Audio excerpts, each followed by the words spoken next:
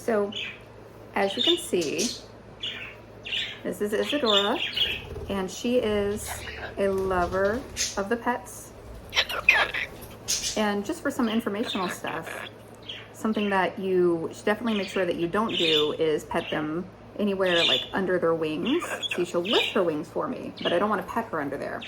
I'll spread her wings out, take a look at her feathers, and then I'll close them back up and close that back down.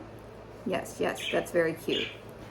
And she'll still lift her feathers, but it's an erogenous zone for birds, so you definitely don't want to pet them there. You want to stick to like their head and neck and face. You can get their beak, you can get their feet. You don't want to pet underneath their wings. You don't want to pet like around their tail area, especially underneath. Yes, you're very cute. It's just something that in order to make sure that you stay on the friend zone for your bird, that you don't pet them anywhere that could be misconstrued as a mating motion, basically. Isadora just likes to basically be pet in general. So she's always willing to have me open up her wing.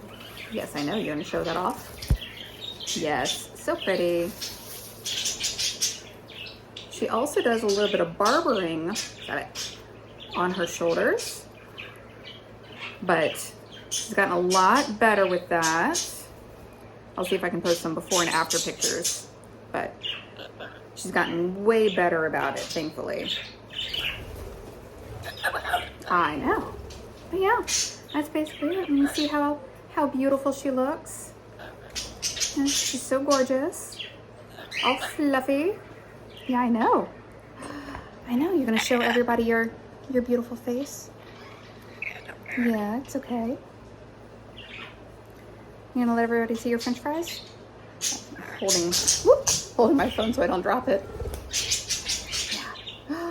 So pretty. So pretty.